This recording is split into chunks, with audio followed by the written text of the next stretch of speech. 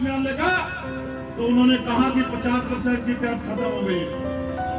जब उन्होंने 50% की कैब खत्म कर दी और आपने हमसे कहा, जब आपने 27% आरक्षण दिया कि 50% की कैब के कारण 27% आरक्षण मिल रहा है, तो अब हमने मांग उठाई है कि जिसकी इतनी संख्या बारी उसकी हिस्सेदारी अब इस देश में लागू होनी चाहिए।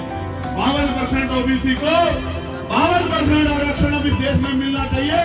ये मांग हमने उठाई तो सरकार का जवाब आया कि अभी भी साधन की कमी है। तो हमने कहा ठीक है, अगर साधन की कमी है तो 27% से अलग वो पिछड़ी जातियां जो अभी तक मुख्य धारा में नहीं आ पाई है, उन अति पिछड़ी जातियों को 15% आरक्षण की व्यवस्था अलग से आपको करानी चाहिए।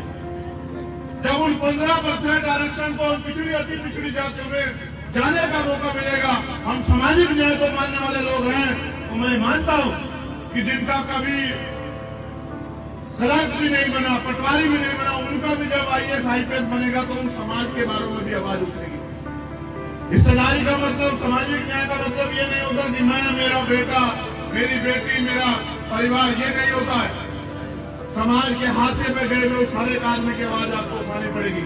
इसलिए अभी हमने मांग की है कि अति पिछड़ी जातियों को 27% से अलग, क्योंकि हमारी हिस्सेदारी तो 52% बैठती है, लेकिन आप पे साधन कम है, तो 15% अति पिछड़ी जातियों को अलग से आरक्षण की व्यवस्था सरकार कराए। और उसके साथ यहाँ 66 जातियां चिन्हित की गई हैं दलित समाज की। 60 दिखती नहीं है, 6 दिखती है मात्र। हमने मांग की, हमारा दिल बना है, हम ईमानदार से बहुजन बनाना चाहते हैं कि उन 60 जातियों को भी संख्या के आधार पे 5% आरक्षण अलग से जो अब तक मिल रहा है उसके अतिरिक्त देने की व्यवस्था सरकार करे। और मैं आपसे वादा कर रहा हूं कि सरकार के हलक में हाथ डाल के हम ये आरक्षण दिला के रहेंगे अपने लोगों को। इस सरकार की मेरी चुनौती है ये बात।